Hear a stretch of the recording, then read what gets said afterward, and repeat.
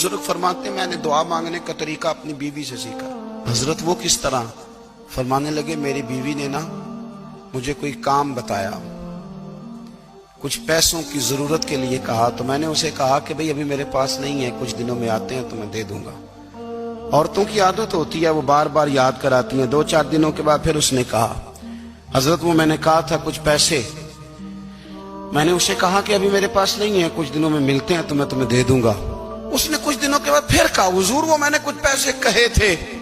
فرماتے میں نے ڈانٹ دیا، میں نے کہا کہ کیا تو روز مجھے شرمندہ کرتی ہے، کہا نا میرے پاس نہیں ہے، ہوں گے تو دے دوں گا، تو روز یاد کراتی ہے۔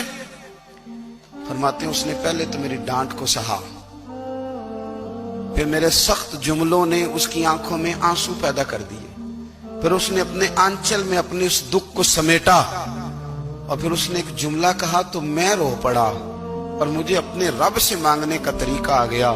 مجھے کہنے لگی حضرت جی آپ نے ڈانٹ دیا، میں نے سہ لیا، پر آپ ہی میرے شوہر ہیں، بتائیں نا آپ سے نہ کہوں تو میں کس سے جا کے کہوں۔ فرماتے ہیں میں رو پڑا، اور میں کھل کے رویا، اور میں تڑپ کے رویا، اور پھر میری سسکیاں بند گئیں۔ تو مجھے کہنے لگی آپ کو کیا ہوا؟ میں نے کہا مجھے بھی دعا مانگنی آ گئی ہے۔ جب میں اسے کہوں گا نا اللہ تو ہی میرا رب ہے، میں تجھ سے نہ کہوں تو میں کس سے جا کے کہوں؟ میں کیوں کسی بندے سے سوال کروں؟ میں کیوں کسی دنیا دار سے کہوں؟ میں تیرے بندوں کا، نیک بندوں کا وسیلہ لے کے، تیرے محبوب کی غلامی لے کے تیری بارگاہ میں آیا، تجھ سے نہ مانگوں تو کس سے مانگوں؟ سمجھ آ گئی ہے؟ جب میں اس رنگ میں مانگوں گا تو پھر رب میرے اوپر بڑا ہی فضل فرمائے گا۔